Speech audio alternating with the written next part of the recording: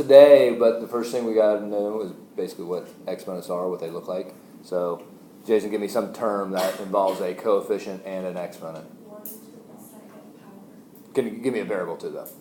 What? Give me a variable in there also. 1x to the second All right, 1x to the second power. Okay, so we should know this, but the 1 is what? 1. What is it called in this term? There's 3 parts, right? You get to the C. Yeah, thank you. I probably already said it, but so that's the coefficient. What is this part? Variable. And we're also going to call this, for the purposes of this is the base. Okay, and that's part of this whole thing. And then this is what? All right, and what does an exponent mean for you to do? Multiply it by itself a certain amount of times. That certain amount of times. Okay, so for instance, 2 to the third is the same as 2 times 2 times 2, which is 8. I get that mixed up. I always just want to like times, like 3 times 2. Yeah, that's a common mistake, but you got to remember that it's multiplied by itself, the base. So part of this whole process is understanding what the base is. That's really important, actually. And that has to do a lot with the parentheses. So let me give you an example of that, since I kind of brought it up. Let's say we had 2 times 3 to the third. So you do 2 times 3, and then you would do 6 times 6 times 6. But is that the order of operations, though? No. You would do 3 times 3 times 3. Okay, so this is the same as 2 times 3 times 3 times 3. That 2 isn't getting multiplied, or isn't getting raised to the third power. It's just the 3, okay? Just like if you had 2x squared, that's just 2x squared. But there's a big difference between that and this. And the difference is those parentheses. Because now the base becomes this whole thing. Okay? Does that make sense that these are different? This is actually 4x squared. And this is just 2x squared. Is that okay with everybody? Mm-hmm. Very, very important. And that's one of the things that's easy to get mixed up on these things. Okay? All right. What have you. All right, so now we want to talk about the product rule. The book calls it the product rule. Hey, good. All right, so we're doing all right today. All right, here's what the product rule says, and if you already did your writing thing, you know this. The product rule says, and this is the shorthand, it says this, okay?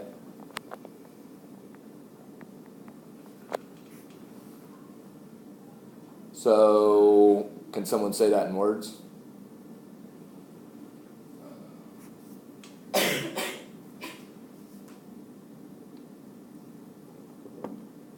Yeah, what you got? Basically, just add the exponents together and keep the base. Okay, so that's 90% accurate. There's one thing that she missed at the very beginning. Coefficient. Well, no, the coefficient will be multiplied. We'll get to that here in a second. So it isn't about the coefficient, but something about the base is very important. They're the same. They got to be the same. Okay, the bases have to be the same. Okay, so basically in words is when the bases are the same,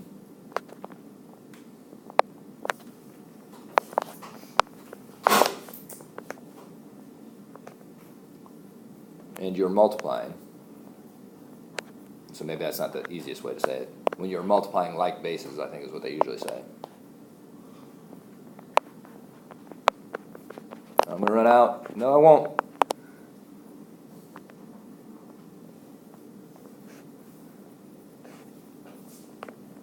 Okay, and I'm actually going to add this word to it.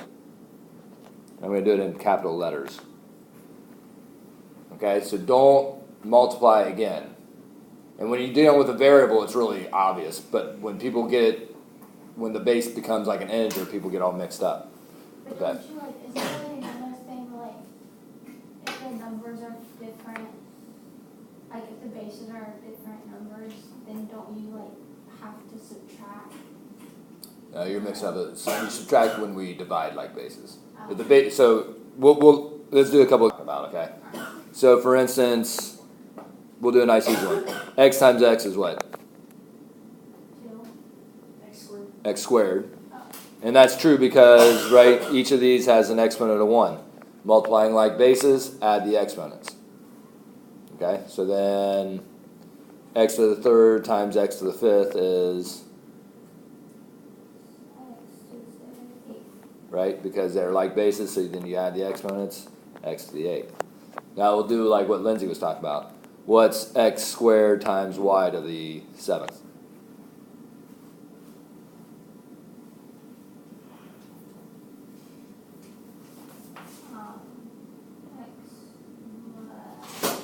Well, okay, so you're multiplying. do X and Y, like put them together, and then 14.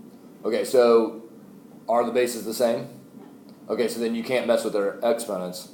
So then it's just going to be x squared y to the 7th. You can't do anything. Okay, but what if we do this?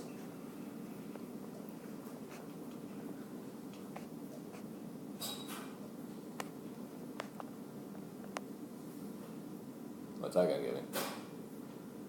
Wouldn't it be like x to the 11th? And then would you add one from the y to the 7th, make it 8? Or y to 8? Okay, so it's kind of like separate little problems, okay? Where'd you get 11? You added 8 and 3. Oh. Okay, so we can only look at, and this is basically what she did, right? She basically made this two little problems, right? There's the x cubed, and then you're only looking at the x to the 8th because that's all that matters. And that's how we got the 11th. And then you move over y to the 7th, y to the 1st, y to the 8th. But you can write this all together, right? You can just shove them together. All right, let's do, we got a couple of out here. So let's do, oops.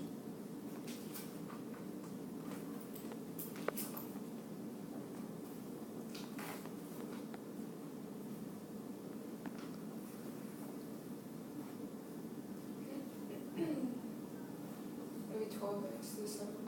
12x to the what? 7. 8, right, because there's a 1 there. All right, so you do actually have to multiply those coefficients together, right? Is that okay? All right, so before we do some practice problems, we got to talk about something, and I think it was Carrie that asked about this before. Someone in here did ask about this. There's another rule, and they call it the, what do they call it? Well, they just say 0 is an exponent, I guess. Okay, so I'll just write it like this. So this is a true statement. Were you asking about this? Yeah. Okay, so we actually need the other rule that Lindsay was bringing up before I can really explain it. So I guess my question to you guys is, we got two options here. You can either accept this for right now, and then we can do problems 1 to 12 as practice, or we need to do the quotient rule so that I can explain why this is. Either way, you're either doing 1 to 12, then I'm going to show you the new rule, and then I'm going to explain this, or we're going to do the new rule, and then I can explain this. Which would you guys rather do? Break it up into two groups or one big group? One big group? Okay. All right, so we're going to come back to this idea, and I'm going to explain this here. And so then we got to talk about the quotient rule. What's quotient mean?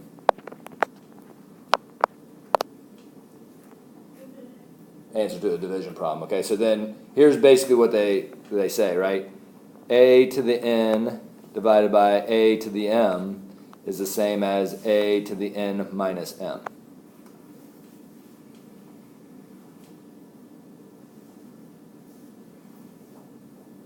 Okay, so very similarly, when you are dividing like bases, you subtract the exponents. Is that okay? All right, so let's do a couple examples.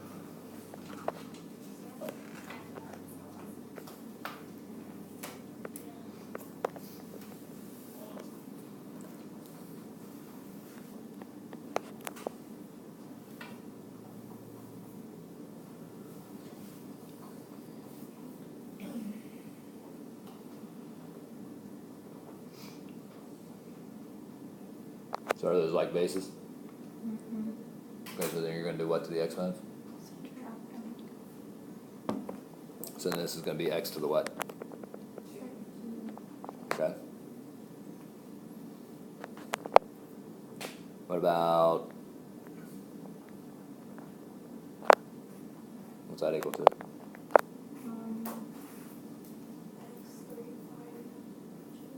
Well, x to the third over, right? Nothing changes, basically, right? Because these are not like bases, so you can't do anything about it.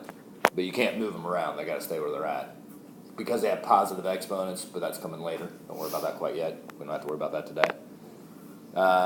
Okay, so then what about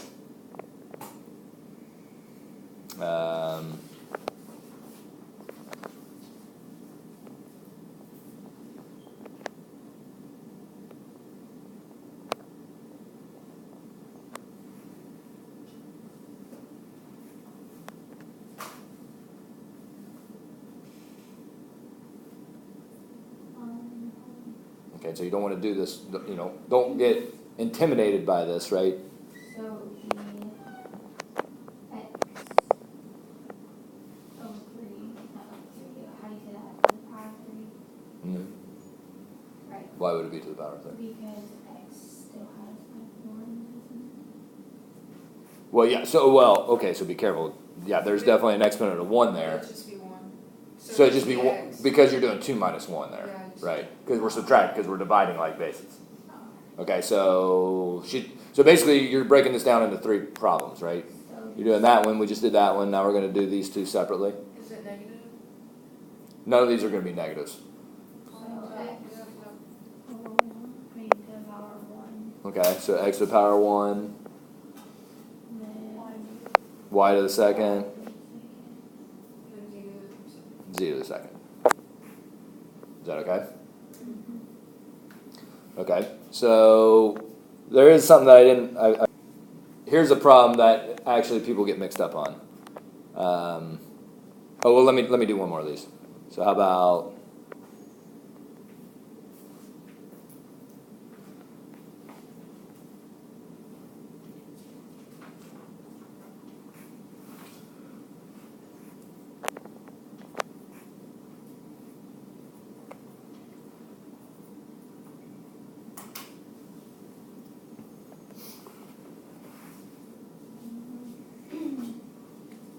would you keep everything, would it be, So we are dividing still. but you want to divide the 80 and the 8? You can, yeah. So that's why I put this problem on there. So you actually are still dividing. So you do have to do 80 divided by 8 still. What if the 8's with the y and the 8's with the x? Okay, so let's just start with the x. Is there anything to do with the x? No. Okay, so that has to be part of your answer then. So wouldn't it be like 10x and y4? Is that okay?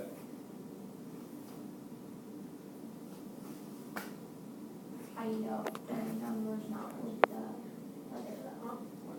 How do you know if the number? Because, like, you can't, like, if it was like, if the 80's with the x and like the 8 was with the y, then like you wouldn't be able to do that, right? Because they wouldn't be the same. These aren't, okay, so you only have to worry about that kind of stuff if you're adding and subtracting. Oh, Multiplying and dividing, you just do whatever you want. oh. Okay? Everything can be multiplied and divided together. What's this answer? Be 1 squared? Oh, no. No. No. Okay, that's what people tend to do. Don't do that. What's the base? 2. Okay, so then they have like bases too. So that doesn't change. You can't change that. So, right, they have like bases, you're dividing them, so what do you do to the exponents? So then it's just 2 squared. Okay, what Carrie said, that's a very common mistake. Don't do that, right? You look at these as bases only. Okay? All right, so now this is what, like a week ago or whatever, Carrie asked about this situation here. So this will be us can do these problems. So this thing here, right? I said this is 1. Okay? So let's say what is this reduced to? Why? Anything divided by itself is 1, right? Okay, so then what about what's that reduced to? Why? You're still dividing by itself, but let's use the quotient rule, which says when you're dividing like bases, what do you do to the exponents? Okay, so then this is really x to the 3 minus 3. What's 3 minus 3? 0. But then we just said that equals, those Would things. you have to put the 0 though? No, you need to put it 1. You don't ever want to, and this is a good question. If you're simplifying things, something to the 0 power is 1. So, don't write x to the 0. Never write anything to the 0. Okay. Because, right, you guys just said anything divided by itself is 1. So that's what's really going on here. Okay, and that's why x to the 0 is 1. Or anything to the 0 is 1. Does that make sense? Yeah. Is that okay, Gary? Alright, because I knew you didn't have to write a 0. It's not even Yeah, but it needs to go away, right? So, for instance, and this is going to be kind of like one of your problems, right?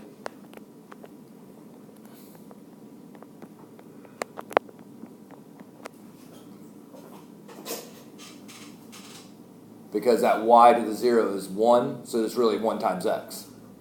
Is that okay?